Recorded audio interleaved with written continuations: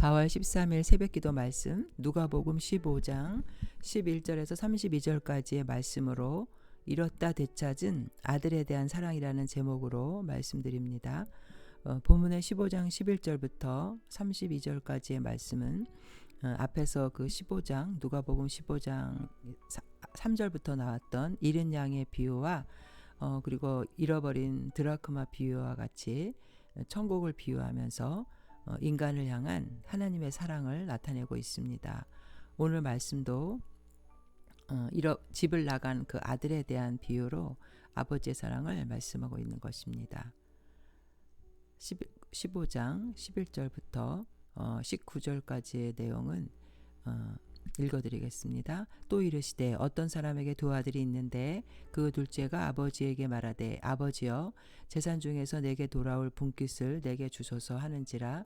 아버지가 그 살림을 각각 나누어 주었더니 그 며칠이 안 되어 둘째 아들이 재물을 다 모아가지고 먼 나라에 가 거기서 허랑방탕하여 그 재산을 낭비하더니 다 없앤 후 그 나라에 크게 흉년이 들어 그가 비로소 궁핍한지라 가서 그 나라 백성 중 한 사람에게 붙여 사니 그가 그를 들로 보내어 돼지를 치게 하였는데 그가 돼지 먹는 쥐엄 열매로 배를 채우고자 하되 주는 지가 없는지라. 이에 스스로 돌이켜 이르되 내 아버지에게는 양식이 풍족한 품꾼이 얼마나 많은가. 나는 여기서 줄여 죽는지라. 내가 일어나 아버지께로 가서 이르기를 아버지 내가 하늘과 아버지께 죄를 지었사오니 지금부터는 아버지의 아들이라 일컬음을 감당하지 못하겠나이다. 나를 품꾼의 하나로 보소서 하리라 하고. 19절까지 말씀인데요. 아버지에게 두 아들이 있었습니다. 그런데 둘째 아들은 막무가내로 아버지가 돌아가시지도 않았는데 자신의 몫인 유산을 달라고 조릅니다. 아버지는 아들의 성화에 못 이겨서 하는 수 없이 두 아들 모두에게 재산을 각각 나누어 주었습니다. 그러자 둘째 아들은 받은 재산을 가지고 아버지를 떠나 먼 나라로 가서 그만 그가 갖고 있던 재산을 모두 허비하고 말았습니다. 당시에 유대인들은 가장 천하게 여기는 동물이 돼지였는데 그런 돼지까지 치는 일까지 하면서 생계를 유지하려 했지만 그마저 여의치 않고 그 나라에 흉년이 들었던 것입니다. 결국 아들은 정신을 차리고 18절에서 19절에 보면 내가 일어나 아버지께 가서 이르기를 아버지 내가 하늘과 아버지께 죄를 지었사오니 지금부터는 아버지의 아들이라 일컬음을 감당하지 못하겠나이다. 나를 품꾼의 하나로 보소서 하리라 하고. 여기서 유대인들은 그 하늘을 하나님을 가리키는 용어로 사용하였는데 이 아들은 부모의 재산을 함부로 허비하고 부모에게 불순종한 것은 결국 하나님께 죄를 짓는 것이었기 때문에 둘째 아들은 하나님께 죄를 지었다고 말하고 있습니다.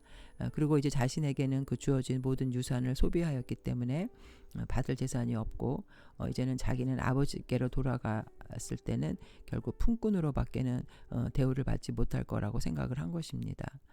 원래 유대인의 율법으로는 그 아버지가 임종하기 전에는 유산을 줄 수가 없었습니다. 근데 아버지는 아들에게 유산을 준 것이죠.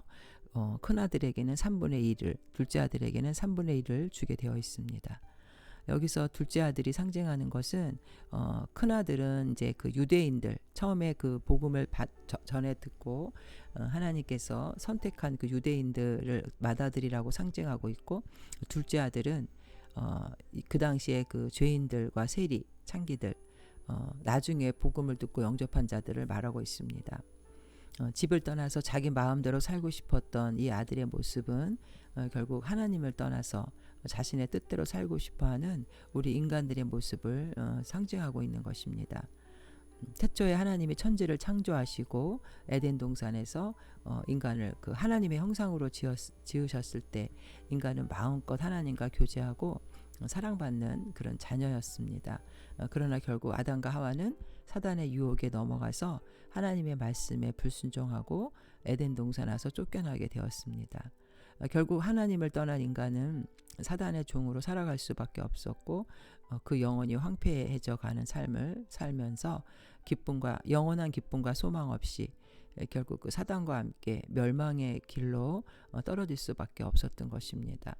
하나님만이 채울 수 있는 그 영혼의 만족과 기쁨은 세상의 만족과 쾌락으로는 채워지지 않습니다. 우리 인간은 빈손으로 와서 빈손으로 가는 나그네와 같은 인생이죠. 진정한 만족은 바로 하나님이 보내주신 예수 그리스도를 믿고 하나님께 돌아가는 것뿐입니다.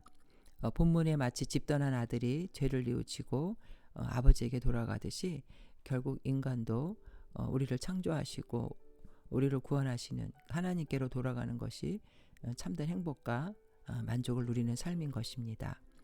인간에게 주어진 그 자유는 인간 마음대로 자기 자신을 위해서 쓰는 자유가 아니라 하나님 말씀에 순종하면서 주 안에서 쓰는 자유가 진정한 참된 자유인 것입니다. 하나님을 떠난 자유는 결국 방종이 되고 마는 것이죠.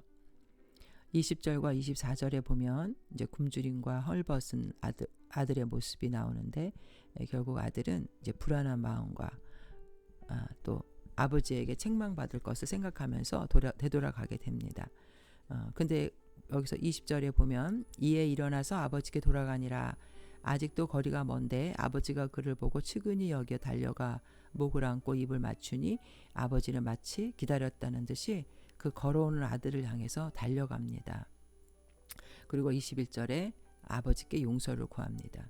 아들이 이르되 아버지 내가 하늘과 아버지께 죄를 지었사오니 지금부터는 아버지의 아들이라 일컬음을 감당하지 못하게 했나이다 하나 아버지는 종들에게 이르되 제일 좋은 옷을 내어다가 입히고 손에 가락지를 끼우고 발에 신을 신기라. 그리고 살찐 송아지를 끌어다가 집으로 우리가 먹고 마시자. 이 내 아들은 죽었다가 다시 살아났으며 내가 잃었다가 다시 얻었노라 하니 그들이 즐거워하더라. 결국 그렇게 죄를 뉘우치고 돌아오는 아들을 향해 달려가 끌어안고 그 입맞추는 아버지의 사랑은 죄인된 우리 인간들이 언제든지 회개하고 돌아오기만을 기다리면서 그 허물을 기억하지 않으시는 그리고 용서해 주시는 하나님의 모습을 보여줍니다. 재산을 탕진하고 빈손으로 돌아온 아들을 기쁘게 맞이하는 아버지는 하나님이 우리를 사랑하시되 우리에게 어떤 공로가 있고 어떤 사랑의 조건이 있어서 우리를 사랑하시는 것이 아니라는 것입니다. 죄를 뉘우치고 돌아오는 자를 무조건 용납하시고 죄인의 회개를 기뻐하시는 아버지의 사랑을 여기서 말씀하고 있습니다. 이사야 55장 3절에도 너희는 귀를 기울이고 내게로 나와 들으라. 그리하면 너희의 영혼이 살리라. 내가 너희를 위하여 영원한 언약을 맺으리니 곧 다윗에게 허락한 확실한 은혜이니라. 돌아온 아들에게 좋은 옷을 입히고 가락지를 끼워주고 신을 신긴 것은 바로 그 아들이 아버지의 사랑받는 아들로서의 지위가 회복되었다는 것을 말합니다.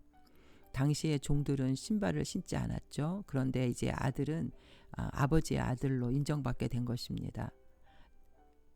이 모습은 결국 죄인된 인간이 하나님을 떠나서 사단의 종으로 살다가 예수님을 영접했을 때 하나님의 자녀가 되는 것을 말합니다.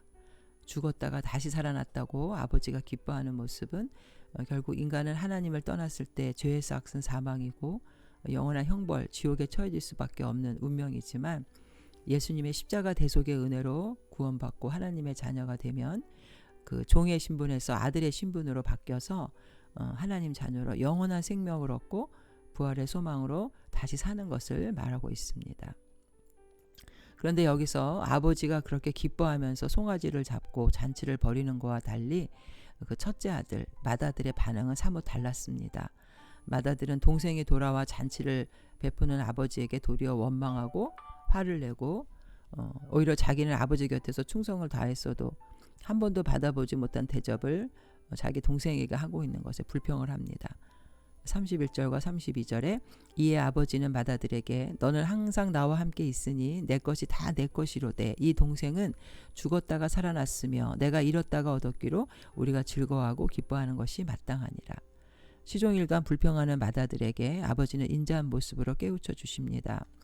30절에 아버지의 살림을 창녀들과 함께 삼켜버린 이 아들이 돌아오매 할 때 이 아들이란 결국 그 맏아들이 그 자기 동생을 당신의 아들이라는 의미로 여기서 쓰고 있는 단어입니다. 자기의 사랑하는 동생을 당신의 아들이라고 이렇게 부른 거죠. 결국 이 첫째 아들은 자기 동생에 대한 사랑이 없었습니다.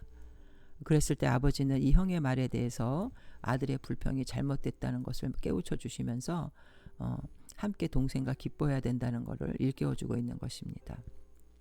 여기서 아버지는 바로 하나님을 말씀하는 거고, 둘째 아들은 이 당시에 세린과 죄인들과 이방인들, 그리고 맏아들은 유대 종교 지도자들, 일반 유대인들을 말합니다.